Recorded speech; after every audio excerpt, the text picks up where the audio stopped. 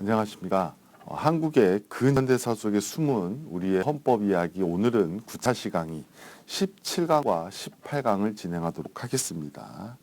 오늘은 지난 시간에 이어서 이제 9번에 걸친 개정을 통해서 만들어진 우리 헌법상의 기본권의 내용들을 좀 살펴보면서 그동안 피를 흘리며 민주주의와 인권을 위해 싸웠던 결과물이 어떤 모습으로 만들어졌는지를 살펴보도록 할 텐데요. 오늘은 그 내용으로 우리 헌법상의 기본권 중에 기본권의 핵이라고 불리우는 인간의 존엄과 가치, 그리고 평등권에 관련된 이야기를 좀 살펴보도록 하겠습니다. 먼저 오늘은 이 기본권의 분류를 간단하게 좀 살펴보고요. 그 다음 인간의 존엄과 가치, 행복추구권, 그리고 평등권, 그리고 결론을 대신하여라고 하는 주제로 두 번에 걸친 강의를 진행하도록 하겠습니다. 자, 먼저 기본권의 분류입니다. 우리 한국헌법상에는 사실은 기본권이 열거가 되어 있습니다. 지난번에 말씀드린 것처럼 헌법은 다른 법들과 다르게 굉장히 작은 규모의 법입니다. 보통 현법 같은 경우는 약 1000조가 넘게 되어 있고요. 민법도 약 한 2000조 가까이 조문을 가지고 있는데, 헌법은 헌법 전문, 그다음 130개 조항, 부칙 6개라고 하는 아주 작은 규모의 법입니다. 그럼에도 불구하고 그 헌법 안에는 우리의 삶이 고스란히 들어있는데, 특히 이 헌법 안에 이제 우리 국민의 기본권들이 쭉 열거가 되어 있습니다. 그래서 그 기본권의 내용은 다음과 같습니다. 먼저 이 포괄적 기본권이라고 해서 기본권 중에 기본권, 그리고 기본권의 핵이라고 보통 불리우는 기본권들이 열거가 되는데요. 그 첫 번째가 바로 인간의 존엄과 가치, 두 번째가 행복추구권, 세 번째가 평등권입니다. 그리고 이러한 포괄적 기본권 이후에 이제 개별적 기본권들이 나오는데, 이 개별적 기본권은 제일 먼저 나오는 것이 자유권적 기본권입니다. 즉 인간의 삶의 어떤 자유와 같은 내용들이 들어있는데요. 그게 첫 번째로 인신의 영역에 있어서의 생활권과 신체의 자유 부분이고, 두 번째는 사생활 영역의 기본권으로 해서 주거, 사생활, 통신 이런 내용의 기본권이 나와 있고, 세 번째로는 경제 영역으로 인해서 거주, 직업, 그리고 재산권과 관련된 내용들이 들어 있습니다. 그 다음에 마지막으로는 정신적 영역의 기본권이라고 해서 사상, 양심, 종교, 언론 등의 기본권들이 나열되어 있습니다.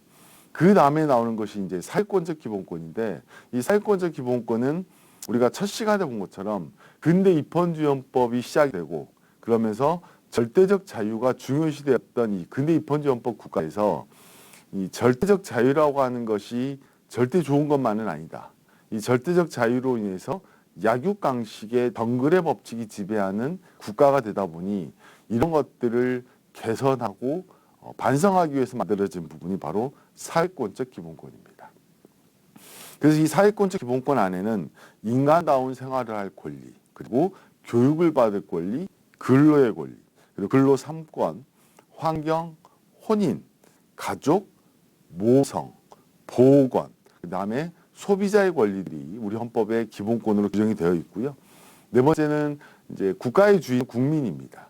그래서 이 국민들이 어떤 국가에 대해서 여러 가지 것들을 요구할 수 있는 청구권적 기본권들이 나열이 되어 있는데, 그 내용은 바로 청원권, 그리고 재판을 받을 권리, 형사보상 청구권, 국가배상 청구권, 범죄 피해자 구조 청구권 등의 기본권들이 청구권적 기본권으로 들어있고, 마지막 기본권은 소위 말하는 참정권적 기본권입니다.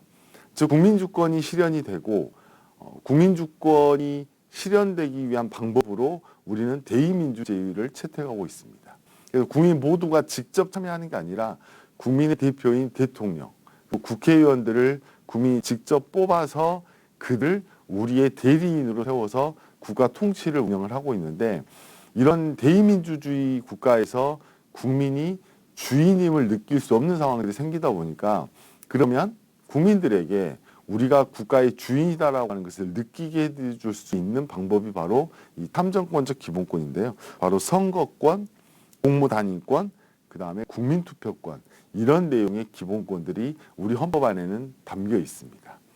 굉장히 작은 규모의 130개 조항에서 이 기본권이 차지하는 비중이 약 한 2분의 1 정도 될 정도로 굉장히 많은 양을 차지하고 있는데 세계 각국에서도 대한민국 헌법에서의 기본권은 더 이상 손댈 게 없다. 이런 이야기들을 보통 합니다. 그래서 그 내용들을 한번 살펴보도록 하겠습니다. 그러면 제일 먼저 나오는 것이 기본권 중의 기본권이라고 하는 바로 인간의 존엄과 가치입니다. 인간의 존엄과 가치는 사실은 굉장히 추상적입니다. 어떻게 하면은 인간으로서 존엄을 느끼고 있는지 또는 어떻게 하면 인간으로서의 가치를 실현하고 있는지를 밝히기 위해서 굉장히 어렵고 추상적인 개념이지만 우리 헌법에서는 인간의 존엄과 가치 그러면 인격의 주체가 될 수 있는 존귀한 가치, 즉 자주적 인간을 인간의 존엄과 가치의 핵심으로 삼고 있습니다. 그래서 이 인간의 존엄과 가치라고 하는 것이 기본권이 바로 국가 권력과 헌법 질서의 정당성의 근거라고 하는 것을 설명해 주고 있는 것이 바로 인간의 존엄과 가치입니다. 그리고 이 인간의 존엄과 가치의 본질은 헌법상 최고 원리로서의 가치를 가지고 있습니다. 즉, 그 말은 무슨 말이냐면 국가 공권력의 모든 행사는 결론적으로 인간의 존엄과 가치를 실현하기 위한 수단으로서만 작동이 되어야 된다는 이야기입니다. 즉 국가 공권력이라고 하는 것은 자기 스스로 어떤 목적이 있는 게 아닙니다.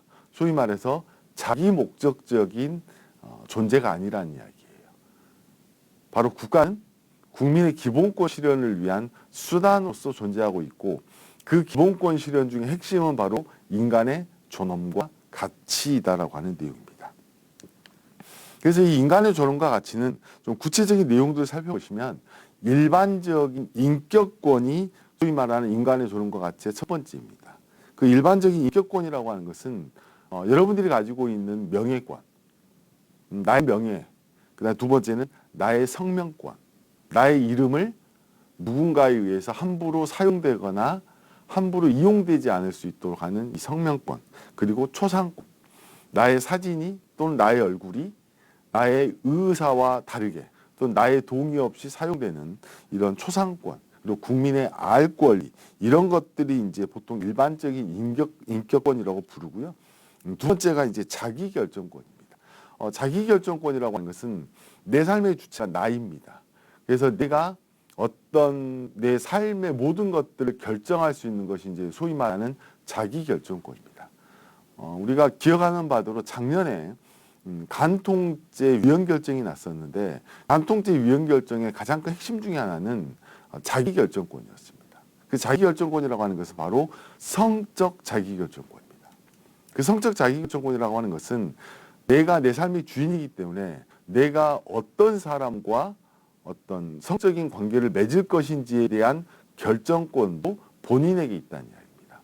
근데 이 간통죄라고 하는 것이 있음으로 인해서 자기 결혼한 사람이 배우자 이외의 사람과 성관계를 했을 때는 국가가 나서서 처벌을 한 간통죄가 성적인 자기결정권을 침해하고 있다라고 한 이유에서 위헌 결정을 받았던 내용 중에 하나입니다. 즉 도덕적으로 부인 또는 남편이 있는 사람이 다른 사람과 성관계를 맺는 것에 대해서 도덕적으로 비난하고 소위 말하는 민법상의 이혼 사유에 해당할지는 모르겠지만 그 부분을 국가가 형벌이라고 하는 것을 동원해서 막고 있는 것 자체가 일반적인 자기결정권을 침해했다라고 하는 이유에서 위헌 결정이 났었던 내용인데요. 그게 바로 소위 말하는 자기결정권입니다. 그래서 요즘에는 또 하나 이제 자기결정권이 화두가 되고 있는 것 중에 하나가 아름답게 죽을 권리예요. 소위 말하는 존엄사라고 하는 거. 왜냐하면 사람은 살아가는 것도 자기 스스로 결정해서 살아가는 겁니다. 어떤 직업을 갖고 어떤 대학을 가고 어떤 공부를 할 것인지. 그런데 유일하게 죽을 권리는 지금까지 인정되지 않았어요. 그래서 비록 내가 어떤 의료기구의 도움 없이는 더 이상 살아갈 수 없는 상태인데도 숨이 멈춰지 않았다는 이유 또는 아직은 살아있다는 이유만으로 정말 고통스럽게 가족, 본인에게도 고통스럽게 연명장치에 의존해서 살아가는 것이 과연 우리 헌법상의 자기결정권에 부합하느냐의 논리. 그래서 그 부분이 이제 사실은 최근에 뭐 세브란스 김할머니 사건이랄지 이런 걸 통해서 아름답게 죽을 권리도 인정해 주자. 그래서 내가 어떤 상황이 됐을 때 나는 연명장치에 의존하지 않고 나는 그냥 아름답게 죽겠다. 라고 하는 것을 결정할 수 있는 권리가 바로 아름답게 죽을 권리, 즉 존엄사의 문제입니다. 근데 이 존엄사도 사실은 지금 이제 법률이 만들어져서 인정이 되고 있습니다. 물론 엄격한 요건 하에 인정이 되고 있지만 지금 현재 존엄사라고 하는 것이 인정이 되고 있다라고 하는 거. 그게 이제 자기결정권이고 세 번째 이제 그 인간의 존엄과 가치에서 존중되는 것이 바로 생명권입니다. 그래서 나의 생명을 유지하고 끊을 수 있는 자유. 이런 부분들이 이제 사실은 생명권인데요. 그래서 이 생명권과 자기결정권이 연동이 돼서 존엄사, 아름답게 죽을 권리가 인정이 되고 있다라고 하는 내용입니다. 그러면 이런 인간의 존엄과 가치와 관련된 우리 헌법재판소의 판례들을 간단하게 몇 개만 볼 텐데요. 이런 헌법재판소의 결정으로 인해서 국민들의 삶이 더 인간의 존엄과 가치를 느끼면서 살 수 있도록 만들어진 이 어떤 역사적인 사건들 속에 들어있는 헌법 판례다라고 하는 거 보시면 될 것 같고, 그 첫 번째 판례가 바로 유치장 내의 화장실 관찰행위입니다. 이건 어떤 내용이냐면요. 지금은 아마 경험하시지 않으셨을 텐데 사실은 90년대 초반까지만 해도 유치장이라고 하는 곳이 있습니다. 유치장은 이제 경찰서 안에 잠시 이제 범죄 혐의자들이랄지 아직 재판을 아직 수사를 하고 있는 사람들이 가둬두는 곳이 이제 유치장인데요.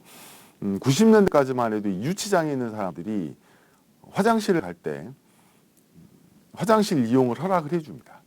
그런데 그 화장실이 어떤 구조였냐면 밖에서 관찰할 수 있는 형태의 화장실이었어요. 근데 물론 이제 그 이유가 납득은 됩니다. 왜냐하면 유치장 내에서 자살이랄지 이런 극단적인 선택을 하는 것을 막기 위해서 외부에서 물론 이제 전체가 보이진 않지만 위아래가 좀 터져 있는 형태의 화장실을 전국의 모든 경찰서 유치장에서 운영을 했었습니다. 그런데 이제 어떤 한 여성분이 어떤 사건에 연루돼서 유치장에 있다가 화장실을 이제 이용을 하게 되는데 이제 깜짝 놀란 거예요.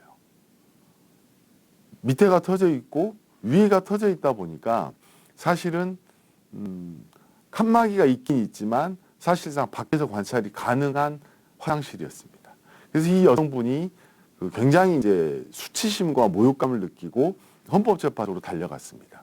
유치장 비록 그 위아래가 터져 있는 화장실을 사용하게 하는 어떤 목적은 정당하지만 이 화장실 이용을 통해서 인간의 존엄과 가치가 심각하게 훼손되고 있다라고 헌법재판소로 달려가서 우리 헌법재판소가 위헌 결정을 하게 됩니다. 그래서 지금은 모든 경찰서의 유치장이 위아래가 터져 있는 구조가 아닙니다. 그래서 남자 화장실, 여자 화장실이 분리가 되어 있고 밖에서 관찰이 불가능한 형태.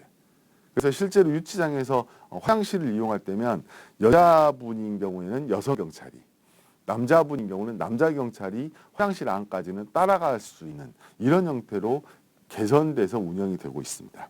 다음 이제 두 번째는 이제 신체 과잉 수색인데요. 여기는 이제 두 번째만 볼 텐데 이 마약류 사범에 대한 정밀 신체 검사 이거는 이제 사실은 합헌 결정이 납니다. 왜냐하면 이제 마약을 소지하거나 마약을 투약했다라고 하는 그 혐의를 받고 체포가 되면 신체 검사를 굉장히 정밀하게 합니다. 정밀하게 한다는 이야기는 뭐냐면 그 머리카락도 이렇게 뽑고요. 또 어떤 경우에는 그 사타구니 쪽에 있는 채모도 채취를 하게 되어 있습니다. 왜냐하면 마약을 먹었는지 안 먹었는지 확인을 해야 되니까.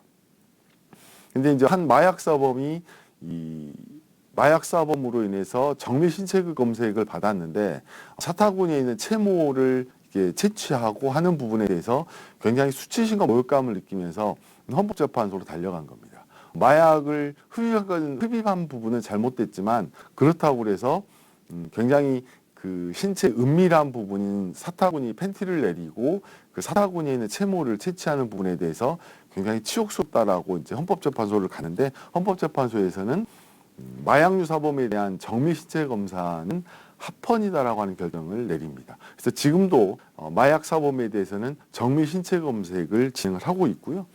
세 번째 신체 수색과 관련해서는 수용자에 대한 항문 부위 신체 검사입니다. 이건 어떤 얘기냐면 이제 법원에서 이제 형이 확정이 되고 이제 교도소에 수용이 되면 그 머그샷이라고 하면 여러분 아실 거예요. 이렇게 그 번호를 들고 사진을 찍어서 올리는 게 이제 머그샷인데, 이 머그샷을 찍음과 동시에 항문 부위를 신체 검사를 합니다.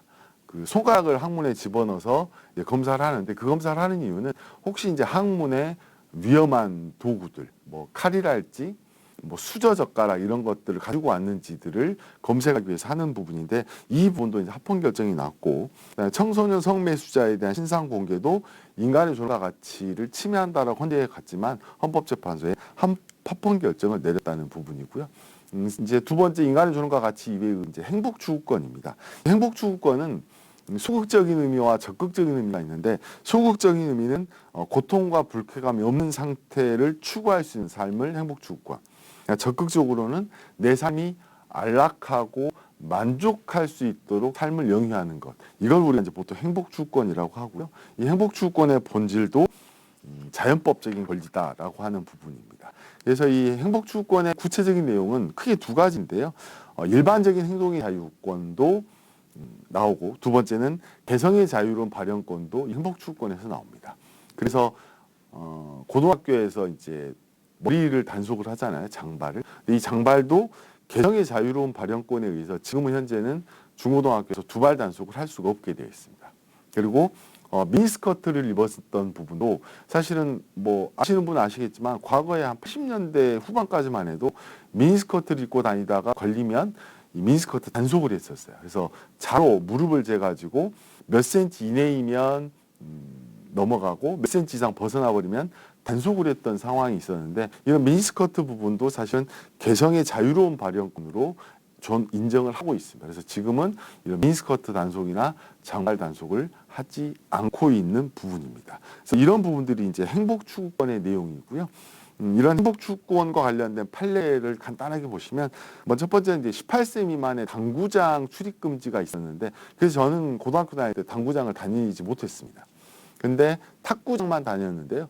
당구장을 18세 미만에게 금지하는 것이 헌법에 위반된다라고 해서 행복추구권이 위반된다 그래서 지금은 현재 고등학생들도 당구장을 이용할 수 있도록 바뀌었다라는 거. 그다음에 노래방 출입 금지도 마찬가지고요.